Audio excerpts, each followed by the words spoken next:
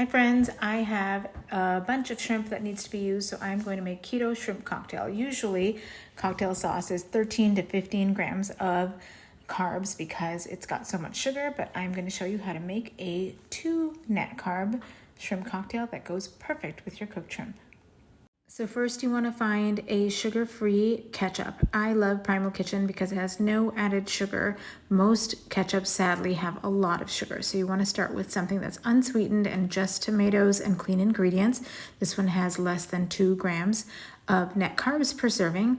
So you've got your sugar-free ketchup, and then you've got horseradish, fresh horseradish, lemon, Worcestershire sauce, and Tabasco. So you're going to put 2 tablespoons of your sugar-free ketchup in a ramekin or a small dish.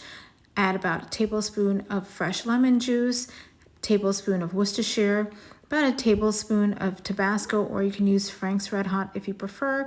I like a little extra, so I put a little bit, and then a heaping teaspoon of fresh horseradish, because that is the key ingredient, and mix it up really well to get that spicy cocktail sauce texture and flavor.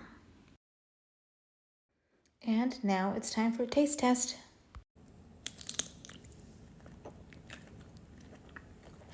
So good.